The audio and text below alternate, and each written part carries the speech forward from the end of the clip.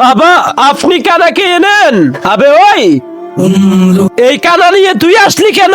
এইখানে রাগ আর চল যায় এখান থেকে। এক বেলা কামাই না সব এলাকাইতে আসে, যা কানা খাই নিচ থেকে তা উৎপাদনও হয় না। এইখান থেকে চলে যায় এখন। ওই শোন, তুই যে জুতা পরছিস ওগুলো আমার বাইকে দিয়ে যাইস। ঠিক আছে বাবা, এ তো সত্যি চলে যাচ্ছে। যাইতে দে, দূর হোক এখান থেকে।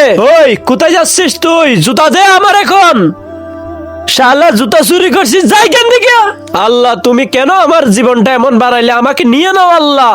सच के আরে তো অনেক ব্যথা পাইছে, মরে যাবি। চল ভাই তোকে হাসপাতালে নিয়ে যাই। নিচে তাকায় লাল সাবস্ক্রাইব বাটনটি ক্লিক করে যারা যারা সাবস্ক্রাইব করবে আল্লাহ যেন তাদেরকে এই কবরে শান্তিতে রাখে। আর এই ভিডিওতে যারা লাইক কমেন্ট করবে তাদের মনের আশা যেন পূরণ হয়, আমি দোয়া করে দিলাম।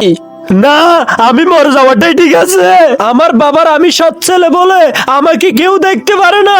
আমার সৎ ভাইগুলো আমাকে কেউ দেখতে পারে না, সবাই শুধু মারে। এই দুনিয়ায় আমার কেউ নাই, তার থেকে মরে যাওয়াটাই আমার কাছে অনেক অনেক ভালো। আল্লাহ এর গুনাহ মাফ